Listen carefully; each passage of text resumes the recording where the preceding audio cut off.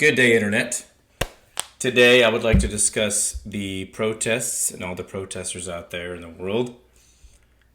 The recent one I saw was the young lady at the Met Gala, which is just a get together for a bunch of rich people to show how much money they have and to make me and everybody else, the other 99%, feel bad about themselves. But maybe I don't feel bad because I'd probably be fake. I probably wouldn't be true to myself if I was part of that crowd, so I'm glad. Anyway, she went up there and she was all dressed up, and then she poured fake blood over herself. And she had the colors of the Ukrainian flag on her dress. So she was protesting. But I saw some recent ones here. Just Stop Oil is what they call themselves.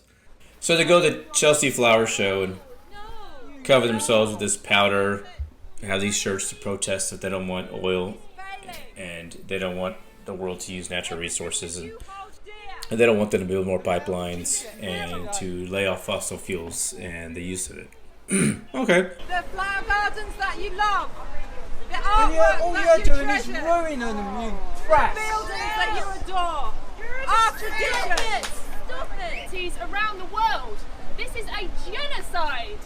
This is a war on the young. We are part of Just Stop Oil. We're asking the government to stop.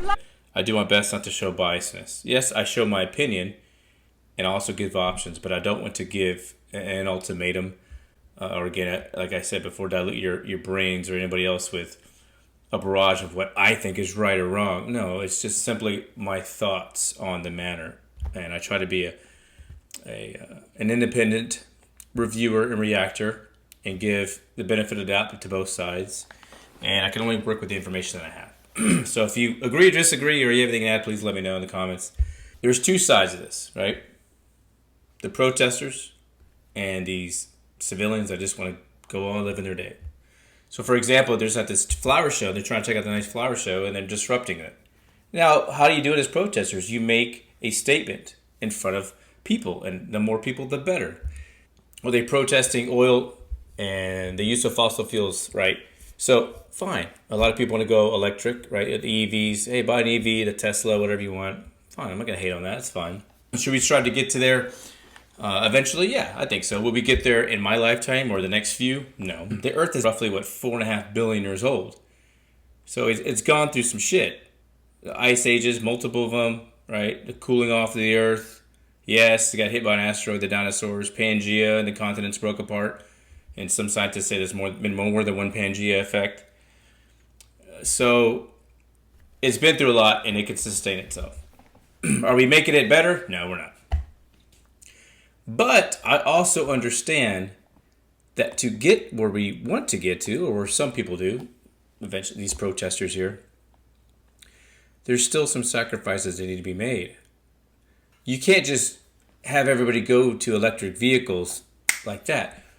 What does electric vehicles run off? What do they run off of? Electricity. What produces electricity? Your house doesn't just magically turn on with a breaker. Ta-da! One big battery in the back. No. You have electrical plants, right? And how do those electrical plants fuel themselves? With fossil fuels. It's just that simple. So until you nip that in the bud, it's kind of hard to go full EV. So you have to have solutions to the problem. It's not going to be in a blink of an eye. It's just not. We could strive to do certain things to help the environment. By all means, great. Like I went to New Zealand one time, and in New Zealand, in the grocery store, this may be in several countries as well, they don't have bags. You can bring your bags, but they don't have paper bags or plastic bags. All the shipment that comes in the back, all the cardboard boxes, they bring them to the front of the store. And as your groceries are getting checked out, you grab some cardboard boxes and just load them in there and put them in your car. And then you can recycle those boxes or bring them back, whatever you want to do. It's an amazing idea. I happen to bring my own bag, to the market, like a little old lady. I got my own stuff. Hey, and they always thank me at the cash register. Thanks for bringing your bag, sir. Thank you. I'm doing my part. Like Leonardo DiCaprio, right? Hey, come on, guys. We got to do climate change. But then he has his private jet and his yacht. You know, it's just so it's kind of hard to do that if you're a big ass hypocrite. You really think you getting into this Chelsea Flower Show and dumping some powder all over yourself and saying stop oil, you think that's going to make a difference? You need to have a different tactic, okay? Not a harsher one, be cool with it. but a different tactic. Let's look at this next video. It's still Just Stop Oil. I believe this is in London. And they're on the streets walking around. And the comment says, this is a moment.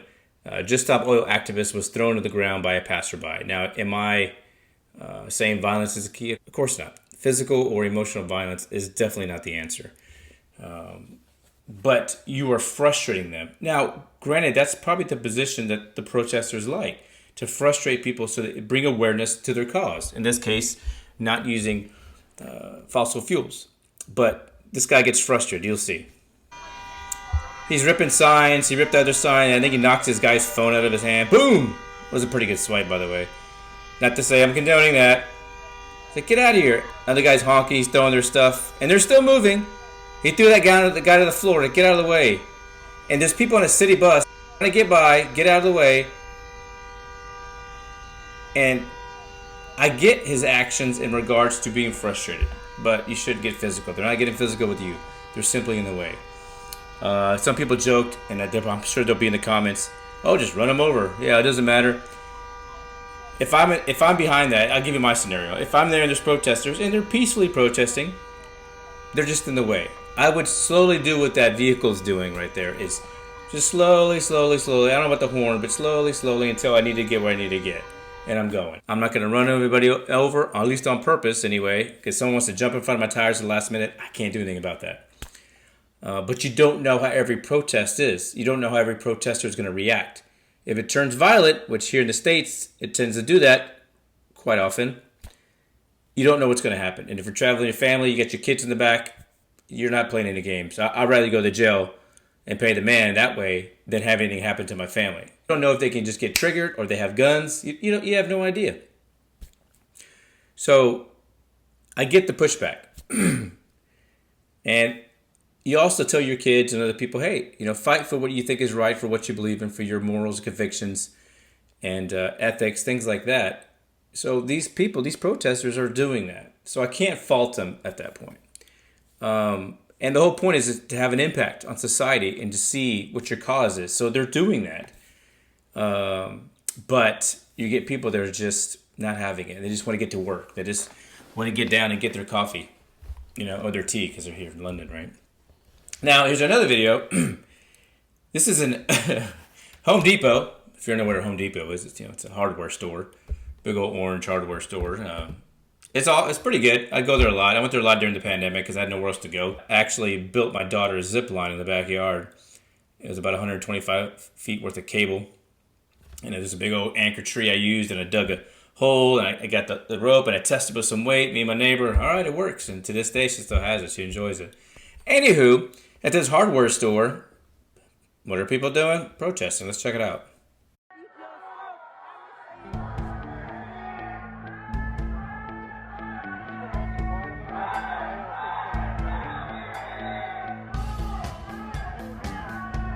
They have Home Depot stop selling glue traps. So if you're unfamiliar, glue traps are the traps that trap rodents, rats, mice, things like that.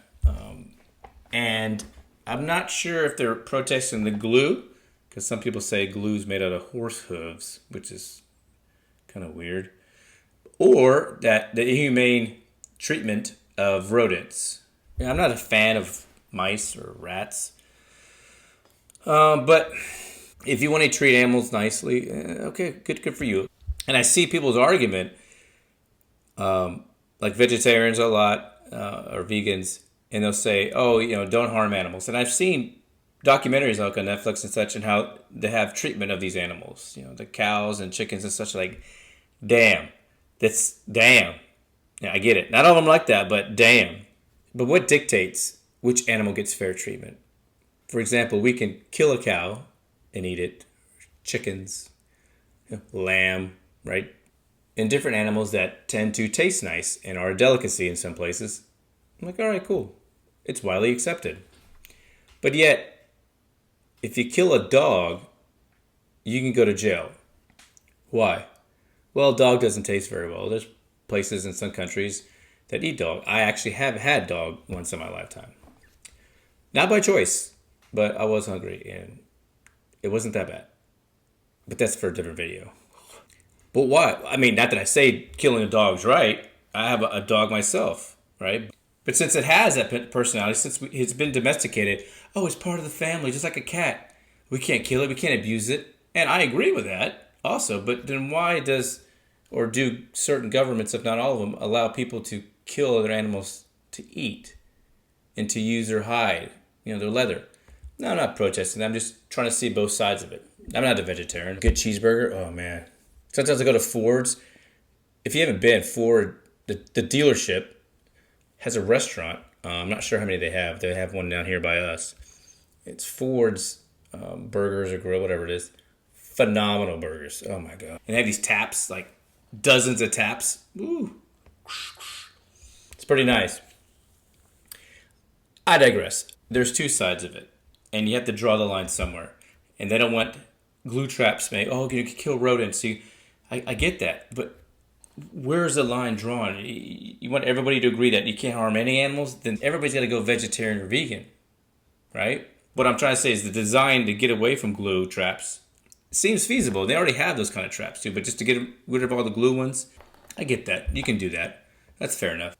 Oh, and I got that one last video. This was last year. Was it? I think it was last year. Let me know in the comments what y'all remember. But this clown right here, hang on, where's it at? So, now granted, I think all these paintings have a protective glass over them. So thank gosh for that, right? Ruining dozens, hundreds, thousands of years of work. Which they're not, which is great. But they're getting people's attention. So in a non-violent way. Again, not bad. I applaud them for that. But Just Stop Oil activists glues head to a famous painting because I'm guessing he doesn't want the type of oils used in that painting. Even though that painting was done how long ago? Let me look this up. This painting was created in 1665. Made with oil paint. Ooh. 1665. What the hell? Sorry, man. You got to take your painting down. Do it on more recent paintings. How about that? Man, I don't know. I just don't try to mess up works of art. Like in Rome, they jumped in the fountain and put charcoal over themselves and had to drain thousands of gallons of water out of that fountain and clean it out and put the water back in. The Trevi Fountain. I've been there. It's beautiful. And these people, now charcoal, I don't think it's detrimental to that marble. Hopefully it'll be fine. But making an impact for what you believe in is one thing. But ruining history and what people appreciate, that's another thing. So let me know what you think about these protesters. I think there's always room for people to voice their opinion, like I'm doing now. There's always room for change. Regardless if you've been doing it for thousands of years, something can always be improved upon or changed, 180. It doesn't matter. But make sure you do it in a nonviolent setting and you're not detrimental to anybody, any persons or anything, i.e., famous paintings or fountains or relics, such like that. So I get that they're doing that. Good for them, but maybe try a different way. I just know it'd be hard for some people that I know not to run over these protesters. I'm just saying. I'm not condoning violence. That's my feeling. Is it right, wrong? Who knows? Who cares? Just tell me what I believe in. And I would hope you guys tell me what you believe in the comments because it's kind of hard to go against these protesters. If you and your friends or your kids are, hey, do what you want to do, achieve your goals. You can be whatever you want to be, that kind of thing, which is still bullshit anyway. They can't be whatever they want to be. I want to be Buzz Lightyear. Well, but how are we going to say that to people we love and support and care about and then fully disengage what these people are trying to tell us? So let me know what you think. The daily life of a protester, I wouldn't want it. You got to fill out forms and wear those vests and then glue your hand and your head to a painting. No, I put together like my daughter's thing that broke and I barely got some super glue to my finger. You know how long that took to get off? I'm not playing that game. Nothing's worth that. It's crazy. Anyway, talk to you guys later. Have a good one. Be kind to each other.